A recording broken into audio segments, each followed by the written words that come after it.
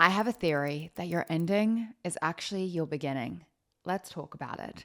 Hi, I'm Rochelle Fox, and welcome to the Mindspo podcast. You are tuning in for episode 3 of 31 in my I Have a Theory series. I'm coming to you every single day of January 2026. We are starting off this year of the fire horse with momentum, energy, motivation, and a whole lot of new, fresh perspectives so you can set yourself up to have your best year yet. Because as I said in episode 1 of this podcast series, for you, for me, and for everyone in this community, we are all on the timeline that the best is yet to come. And in order for us to have our best selves, we need to shed our skin. We need to let go of some things. We need to reinstall some programs and really need to get our shit together so we can make sure that this year really is one that is for the books. Now, 2025, wow, the year of the snake. It was a year of shedding. It was a year of endings. It was a year of letting go. So many people I know went through breakups, divorces. I know so many people's businesses burnt to the ground. People had like massive disruptions in their lives. And it just felt like everyone was going through it in their own way on a micro and a macro scale. It was this really interesting year of turmoil. And I think it was the most like tumultuous, is that even a word? But it's what I want to say, like tumultuous, crazy, intense year that our collective consciousness has had since 2020. I don't really know many people that said 2025 was their best year. And it's an interesting one because I think the thing that I'm noticing as we move into this new year is that so many people are still caught up on what happened last year. They're thinking about all the things that went wrong, all the things that ended, all the drama that happened. And because it was such a big year for so many people, like they're carrying that bag with them. It's like we've all written like a really intense chapter in our books in 2025, and many of us are still rereading the chapter. We're looping on it in our mind. We're thinking about it. We're like kind of, I think, traumatized from the year that has just been. And this is something that I see happen whenever someone goes through a big ending. Now, in my line of work, I am someone that has dealt with so many people having endings. Like that is really why people come to me and find Mindspo and my retreats and everything that we do. It's because they're going through something. I feel like anyone I know that has started a personal growth journey, they didn't find personal growth or self-help or this wild, beautiful world of personal development because they were just like completely fine and healed and happy and life was going amazing. No, usually there's like some kind of catalyst, some kind of shitstorm that like makes you land in this place. And once you find this place, you want to stay because you realize like this is where the growth happens, where the healing happens, but it's also where we can expand and we can really become the best version of us. And in this process of seeing so many people go through endings in my line of work, I have really started to identify the patterns and the ways in which some people use endings to rise up and absolutely thrive in life, and how other people use endings as a way to absolutely fall, to collapse, to essentially end up living in a complete and utter death spiral where they are just stuck in this perpetual loop of everything is going to shit, nothing is working out, and the ending just kind of becomes their life and their identity.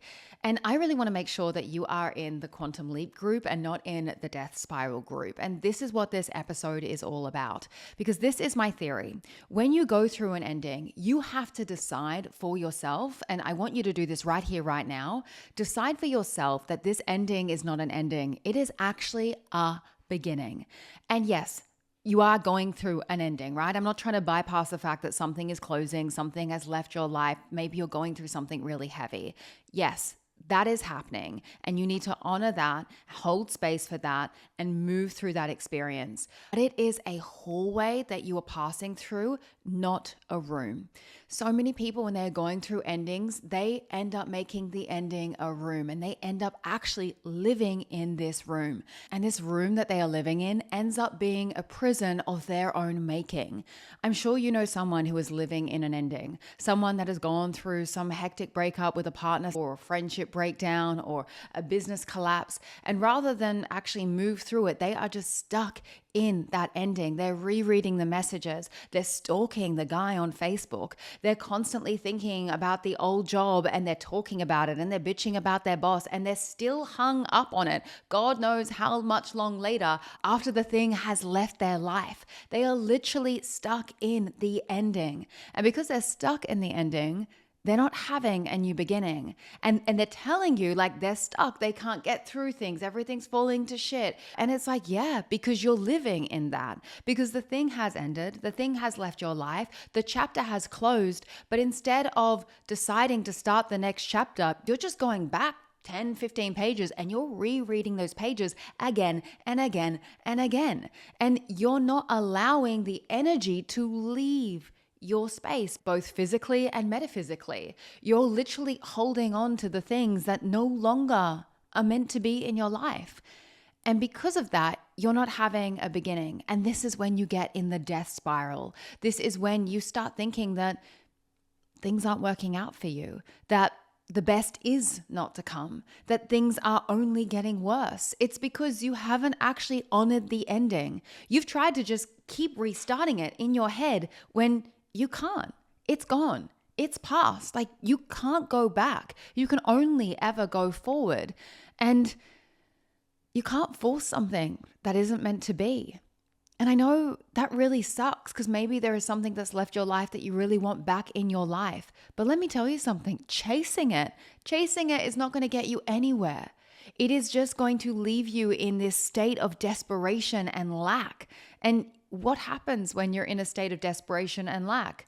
You attract more desperation and lack.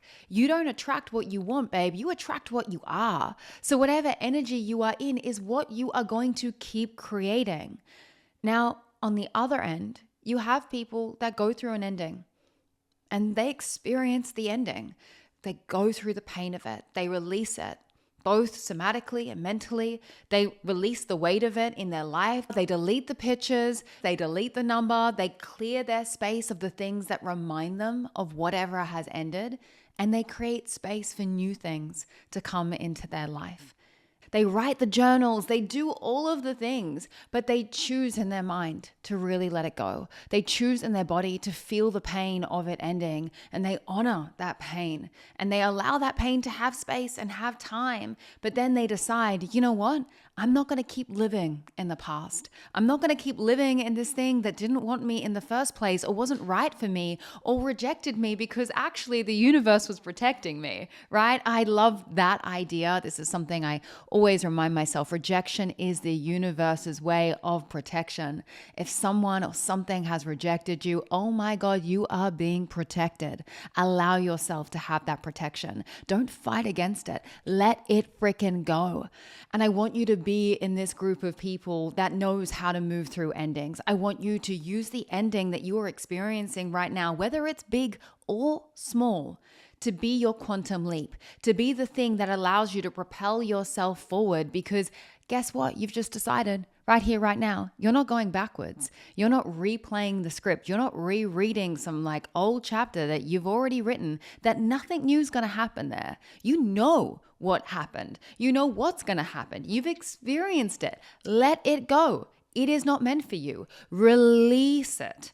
So now I've mentioned to you all of these things. How do you actually do that, right? Like, how do you actually honor the ending? How do you make sure that the ending is your beginning? How do you actually close the chapter?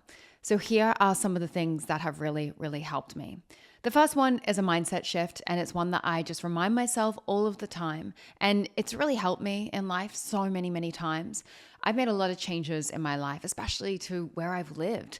This past year, I decided to leave Bali, which was like my island home, the place that I had always returned to. It had become such a huge part of my identity. I had opportunities there and work things there, and I had created community there and a life there. And I also kind of want to say it felt like it was part of my aesthetic, like my style, my vibe, my energy.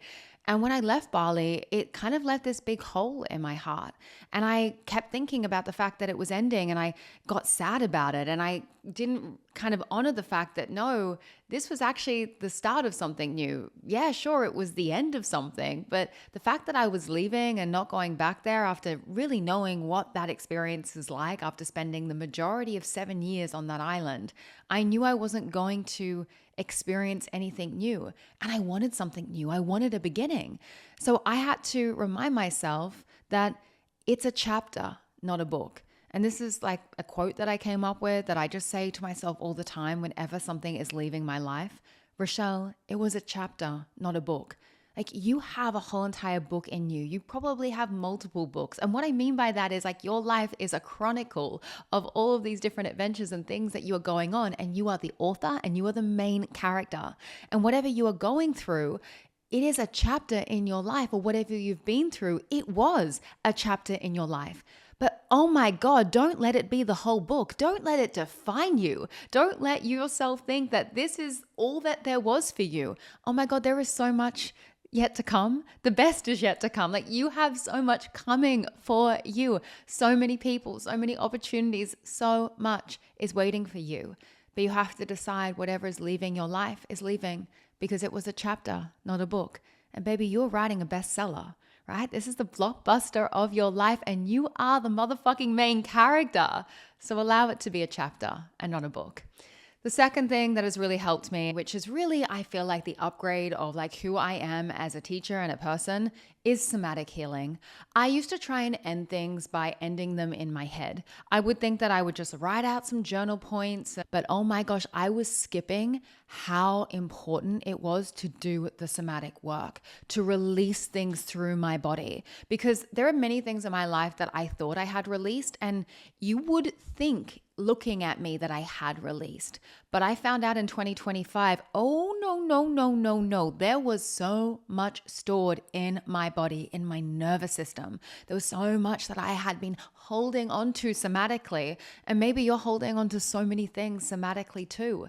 Like you've got to move whatever energy is built up in your mind. You've got to move it out through your body. You've got to feel it to heal it. And that is not going to happen through just some journaling prompts. Somatic movement has been absolutely huge for me. It is where so much of my work and what I'm going to be talking about is going to be going. It is the direction that Mindspo is going in.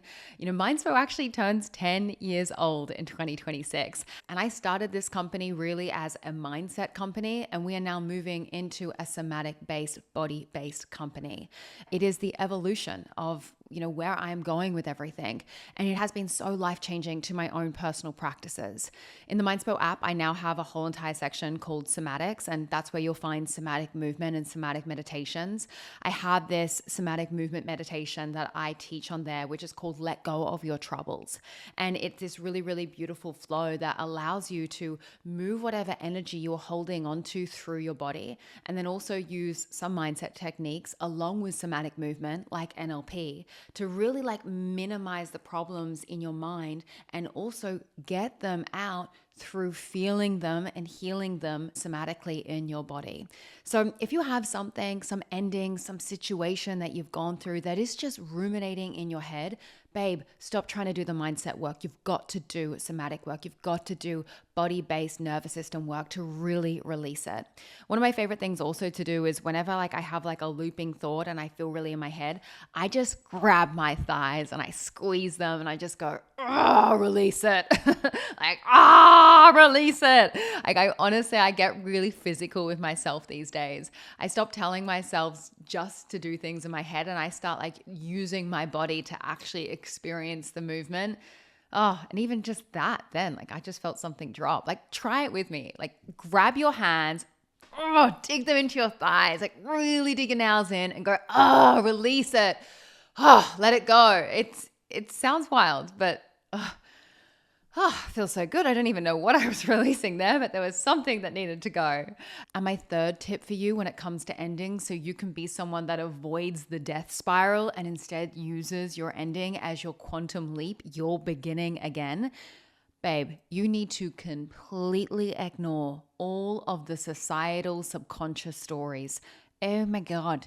Oh my God. There are so many of these, and they are detrimental. They are poisonous. They are like, I hear so many of them on a regular basis, and I hear my friends and other people like say these things, and I myself sometimes get stuck in them, but I'm such a watchdog of my mind these days that I'm really lucky that I haven't like brainwashed myself with some of the bullshit that is flying around on social media and just in like the collective consciousness. Like some of the things that people say about women and like the age that women are used by, and like when we should have kids, and when we are valuable and when we're not valuable, and when we're past our due date, and oh my God, all of those things, like they are all things that will put you in an absolute death spiral. Because this, once again, if you listen to episode 1, these are all examples of super subconscious collective beliefs. And when you buy into a narrative of a super subconscious collective belief, you will literally drown in it,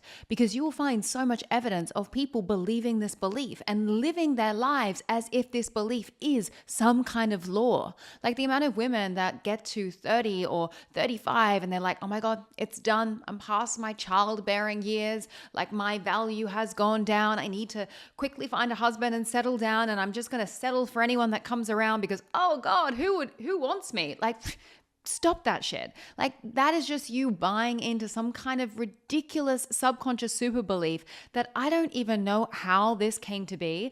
But I gotta tell you, I think most women that are in their 40s are 10 times hotter than most women that I meet in their 20s. They are wiser, they are more audacious, they know who they are, they dress better, they have like this self-belief and this swagger that like no one in their freaking 20s has. Like everyone I meet that are in their 20s are completely lost these days. Well, not everyone. If you're in your 20s, if you're listening to the Mindspo podcast, you're not completely lost probably. But a lot of people just are so inundated with anxiety and depression, and they don't know who they are, and they're having an identity crisis. And I can say this because I'm talking about also myself in my 20s. I was so lost in my 20s. My 20s was my era of just being a confused person. And you're meant to be in your 20s. Like you're meant to be in your like figuring it all freaking out time. Like this is when you just became essentially an adult and got thrown into what can be a bit of a dumpster fire of a world and a society sometimes.